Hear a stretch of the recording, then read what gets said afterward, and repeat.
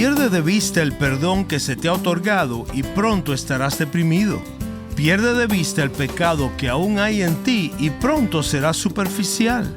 La adoración auténtica siempre fortalecerá nuestra conexión a esas dos realidades. Soy Omar Jaramillo y quiero darles la bienvenida al programa Abre la Biblia con el pastor Colin Smith en la voz de Fausto González de Chávez. Es muy fácil deprimirse cuando pecamos y cuando no reconocemos ni nos damos cuenta de que al confesar esos pecados, Dios nos perdona, nos lava y nos limpia. El otro error que podemos cometer es pensar que porque hemos sido perdonados y lavados por la sangre de Cristo, podemos continuar en nuestro pecado. Al hacer eso, tal como el pastor Colin acaba de señalar, tenemos que asegurarnos de mantener un balance de ambas verdades. Nuestro mensaje de hoy se titula La oración y comenzamos esta serie examinando qué es la adoración, por qué la hacemos y ahora continuamos mirando algunos de los elementos de un servicio de adoración, tales como cantar, el bautismo y la cena del Señor, y cómo todos estos son muy importantes. Hoy pasaremos un tiempo profundizando en el tema de la oración y desglosando el Padre Nuestro. Ahora vamos al mensaje. Con nosotros aquí está el pastor Colin. Hemos estado aprendiendo juntos en esta serie que la adoración auténtica está centrada en Dios, tiene que estar enfocada en Cristo y debe estar llena del Espíritu Santo. Y hemos comenzado a mirar los elementos de la adoración pública. Y hemos estado respondiendo la pregunta: ¿por qué hacemos lo que hacemos cuando nos reunimos en adoración?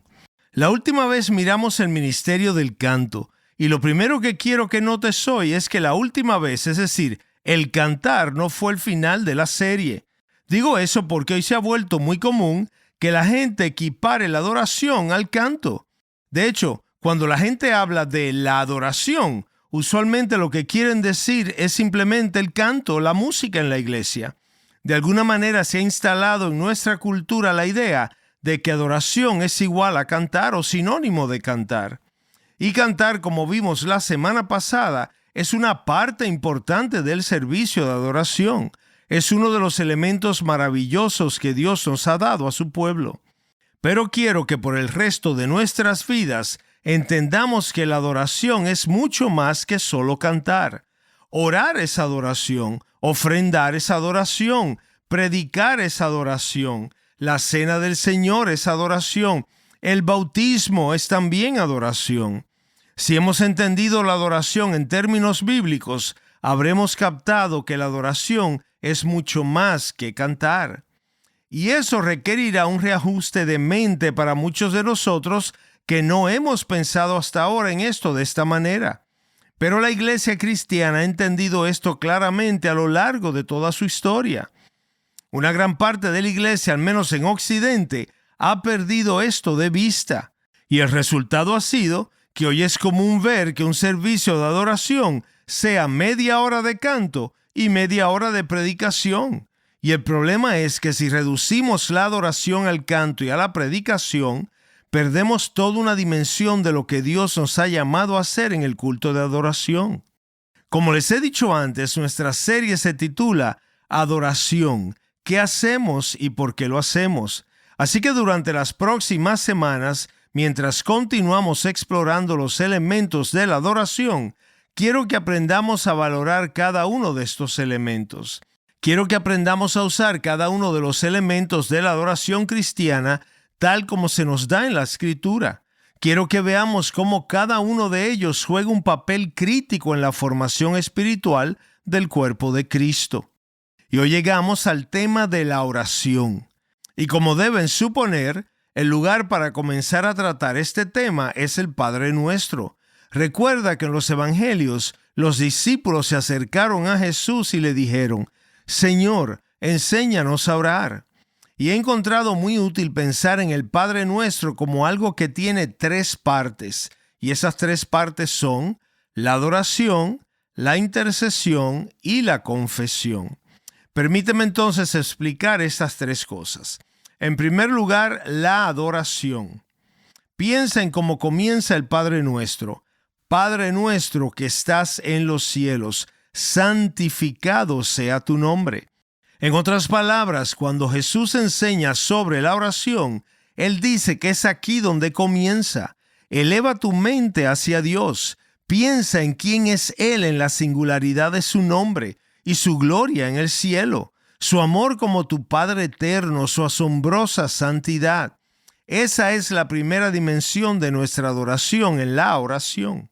En segundo lugar, la intercesión.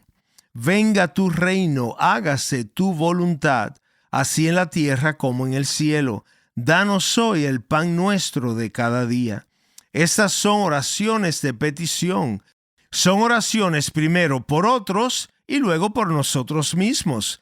Mi pan de cada día involucra todo lo que necesito. Aquí traemos peticiones, o como también lo llamamos, intercesión. Es decir, oración por nuestras propias necesidades y por las de otros.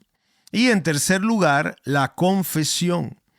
Perdona nuestras deudas como también nosotros perdonamos a nuestros deudores. No nos dejes caer en tentación, sino líbranos del mal. Así que Jesús enseña a sus discípulos que no solo necesitamos elevar nuestra mente a Dios en adoración, sino que necesitamos interceder por el mundo y traer nuestras propias necesidades ante Él. Luego necesitamos venir a Él en confesión, pidiendo perdón, estando dispuestos a ofrecer perdón a otros y a ser guardados de las trampas y las garras del maligno. ¿Ves el patrón tan sencillo del Padre Nuestro?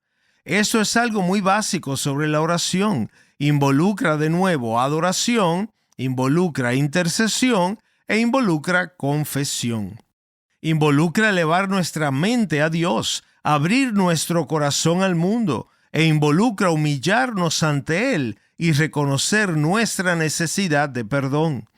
Si entonces elevamos nuestra mente a Dios en adoración, dos cosas surgirán de esto. La primera, confesaremos nuestros pecados, y la segunda, nos preocuparemos por el mundo. La adoración nos lleva a la intercesión y a la confesión, y todas estas cosas son elementos críticos de la verdadera adoración, que es mucho más que cantar. Estos elementos serán nuestro enfoque. Queremos mirar primero esta área de la confesión que Jesús nos enseña como una dimensión de nuestras oraciones, y luego mirar todo lo relativo a la intercesión, teniendo un corazón por el mundo y para el mundo. Con esta introducción, vayamos a nuestro primer pasaje de hoy, que encontramos en Primera de Juan, capítulo 1, y luego más tarde iremos a Primera de Timoteo. Confesión e intercesión, elementos críticos que moldean nuestra vida y nuestro ministerio en el lugar de adoración. Si eres cristiano, hay dos cosas que necesitas saber sobre ti mismo. La primera, que estás bien con Dios. Si estás en Jesucristo, estás bien con Dios. Y la segunda, todavía eres pecador. Pensemos en estas dos cosas. La buena noticia del Evangelio es que cuando una persona viene por fe a Jesucristo, sus pecados son perdonados, sin peros ni condiciones. Si lo piensas en términos informáticos, cuando vienes a la fe en Cristo y te vuelves a Él en arrepentimiento y fe, Dios toma el archivo corrupto de todos tus pecados y los borra. El registro de tus pecados en el cielo desaparece completamente. Por eso Pablo dice en Romanos 8:1, por tanto, ahora no hay condenación para los que están en Cristo Jesús. ¿No es eso una gran noticia? Eso es lo más grande que nos puede suceder en todo el mundo. No hay condenación para los que están en Cristo Jesús. Si estás en Jesucristo, Dios no tiene cargos en el cielo para que respondas por ellos. Si mueres en este momento, vas a su presencia. Eres salvo a través de la sangre de Cristo, porque tu archivo de pecados en el cielo ya no existe. Si eres cristiano, estás bien con Dios, estás justificado, para usar la palabra que usa el Nuevo Testamento. Pero aunque no haya cargos que debas responder en el cielo, el problema para cada uno de nosotros mientras estemos en esta tierra es que todavía hay pecado en nosotros. Eso está bastante claro en 1 de Juan 8. Recuerda que Juan está hablando a creyentes. Él está hablando a cristianos con claridad. Miren el versículo 7. Se refiere a personas que andan en la luz, que tienen comunión con Dios, y la sangre de Jesús los limpia de todo pecado. Y luego nos dice, si decimos que no tenemos pecado, nos engañamos a nosotros mismos, y la verdad no está en nosotros. Es decir, si hay alguien que piensa, ya no tengo pecado en mi vida, él se está engañando a sí mismo, por lo que la verdad no está en él. Juan está hablando a creyentes y está hablando en tiempo presente. Dios ha retirado todos los cargos contra mí, pero todavía queda pecado en mí. De manera que mi vida cristiana, mi vida en el Espíritu, mi vida de discipulado, todavía queda corta de la gloria de Dios. Un cristiano es al mismo tiempo justo y al mismo tiempo pecador. Eso convierte a cada cristiano en una contradicción andante, ¿no es así? Ser justo y pecador al mismo tiempo. Y vivimos en la tensión de esa realidad. Así que vamos a regresar y continuar examinando esto con el pastor Colin en solo un momento. Si alguna vez te pierdes un programa de nuestra serie o quieres volver a escucharlo, puedes hacerlo visitando nuestro sitio web abrelabiblia.org. También puedes seguirnos en tu plataforma de podcast favorita. Ahora regresemos al mensaje. De nuevo con nosotros, aquí está el pastor Colin. Un cristiano es al mismo tiempo justo y pecador. Esa es una cosa fundamental que necesitamos comprender sobre nosotros mismos. Estás bien con Dios, pero todavía sigues siendo pecador. Y esa tensión es la razón por la que resulta tan confuso entender cómo es realmente un cristiano, porque ambas cosas son ciertas en su vida. Cada cristiano es una contradicción andante. Si eres cristiano, eres una contradicción con piernas, porque estás bien con Dios al 100%, pero de este lado de la gloria no eres aún lo que deberías ser. Y cada uno de nosotros, cuando somos realmente honestos a la luz de las Escrituras, sabe que esto es así. Vivimos en la tensión de estas dos realidades. Una de ellas me mantendrá humilde, la otra me levantará, y ambas son necesarias. Una vez que veas que cada cristiano vive con esta contradicción, entenderás la confusión de lo que es ser un cristiano. La Biblia me dice que estoy bien con Dios y sin embargo, sé que no todo está bien en mi interior. Ahora vivo con esta tensión. Es común a todo cristiano. Me encuentro estirado entre dos realidades, de modo que es difícil aferrarse a ambas al mismo tiempo. Y vivir en una tensión como esta nunca será fácil. Por lo que la tendencia natural de muchos cristianos es soltar en sus mentes una de estas dos realidades y quedarse con la otra. En otras palabras, para decirlo más claro, o nos enfocamos tanto en confesar nuestros pecados que perdemos de vista el hecho de que estamos bien con Dios, y algunos de ustedes fueron criados así, tan enfocados en sus pecados que no tenían sentido de lo que es estar bien con Dios. O en el otro lado, enfocarnos tanto en celebrar que estamos bien con Dios que perdemos de vista la realidad de nuestros pecados. Y este es el peligro para muchos cristianos que me están escuchando en este momento, como lo es para muchos cristianos en mi propia iglesia. No pierdas de vista ninguna de estas dos realidades bíblicas. Pierde de vista tu perdón y pronto estarás deprimido. Pierde de vista tu pecaminosidad y vivirás en la carne. Ahora, la adoración auténtica siempre fortalecerá nuestro enfoque en estas dos realidades. La adoración es una celebración de nuestro perdón, pero es más que eso. También involucra la confesión de nuestro pecado. Sin eso no será lo suficientemente poderoso para tu vida y ciertamente no es fiel a la Biblia. Los cristianos han entendido eso a lo largo de la historia. Todo esto de confesar nuestros pecados se ha intentado en la adoración de diferentes maneras, algunas útiles, otras quizás no tanto, pero probablemente estemos viviendo en la primera generación de la historia del cristianismo donde participamos en un servicio de adoración cristiano y nunca confesamos nuestros pecados. Piensa dónde nos llevará esto en 20 años, en 40 años. Si no confesamos nuestros pecados, si no comprendemos y abordamos el problema de la pecaminosidad persistente dentro del cristiano, nunca nos acercaremos a la imagen de Cristo. Nada podría ser más trágico que tantas personas vengan a adorar, pero experimenten poca transformación. Y eso es precisamente lo que estaba pasando con multitudes de personas que venían al templo en el tiempo de Isaías. Encontramos esto en Isaías capítulo 1. Él habla de pisadas moviéndose por los atrios de Dios, pero personas indiferentes como resultado. Alguien me dijo, por supuesto, el problema es que muchas personas en la iglesia no sienten que son pecadores. Piensan que no hicieron nada terrible la semana pasada. No salieron en los periódicos, no asesinaron a nadie, no fueron infieles en su matrimonio, no robaron un banco. Entonces, ¿qué hay que confesar? Y si de ahí es de donde vienes, déjame contarte una historia sobre un hombre llamado Abel. Abel ya está con el Señor, pero vino a nuestra iglesia hace muchos años. Vino porque sus hijos estaban involucrados en el programa juvenil de nuestra iglesia local. Y al tener que traer a sus hijos a la iglesia, comenzó a estudiar la palabra en un grupo pequeño. Pero había una cosa que no podía captar mientras estudiaba la Biblia. No podía aceptar ni entender que Dios dijera, Abel, eres un pecador.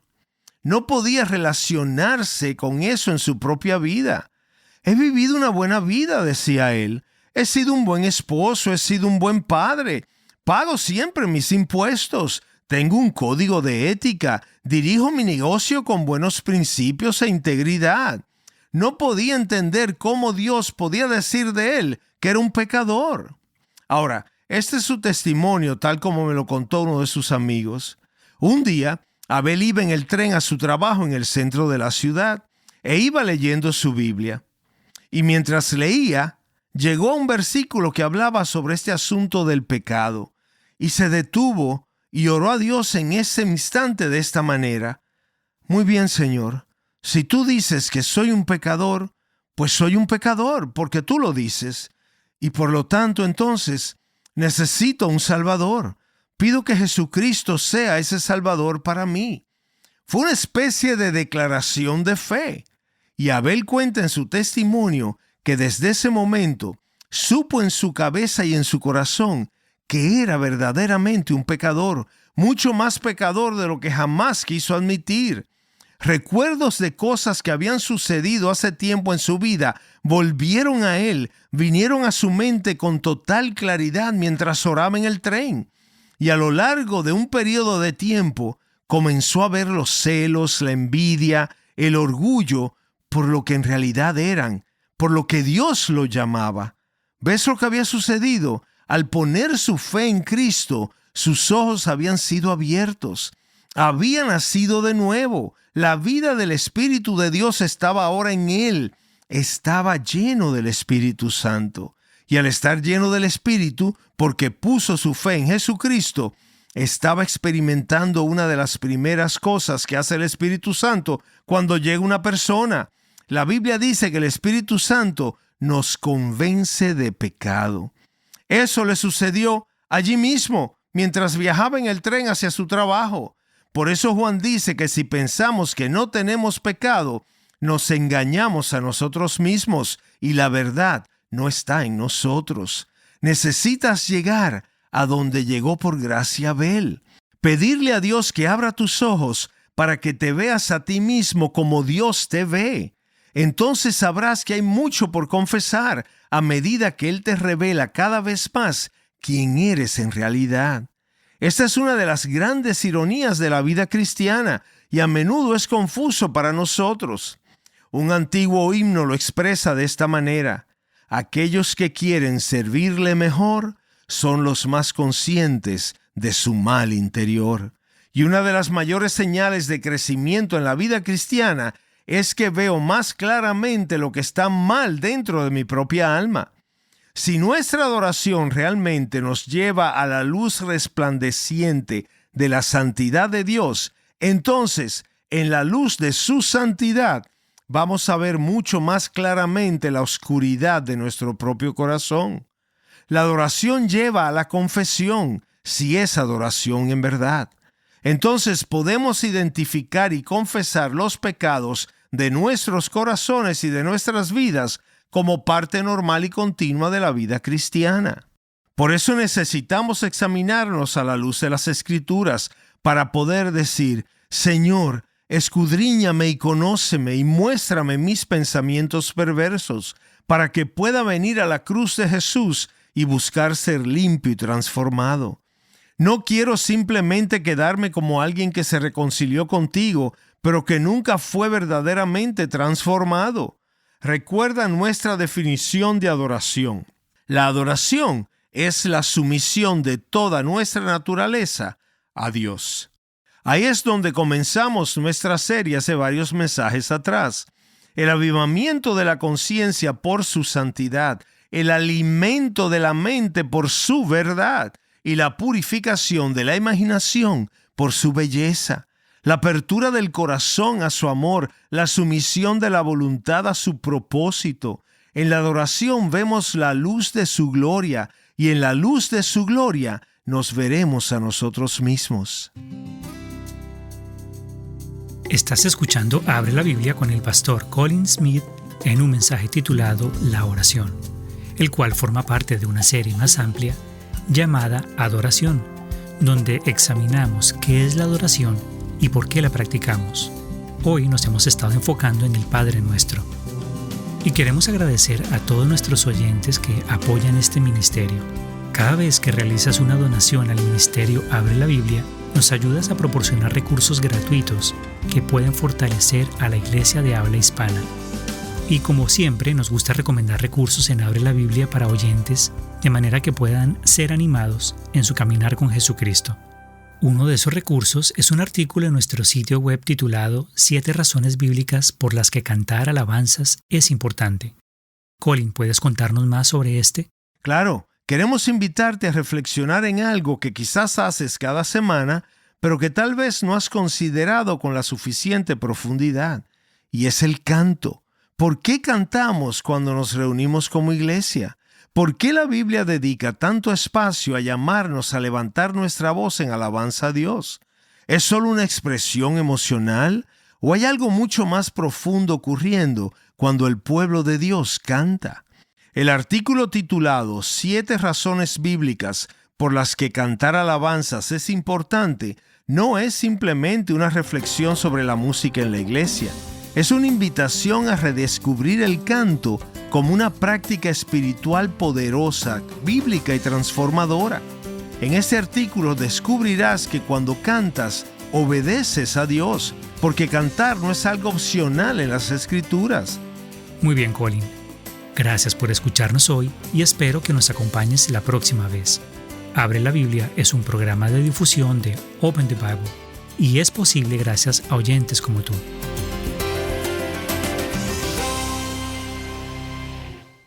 En un mundo que se ha vuelto global, ¿sientes que tu mundo se hace cada vez más pequeño? Soy su presentador, Omar Jaramillo, y en el próximo Abre la Biblia descubriremos cómo la adoración auténtica expande tu corazón.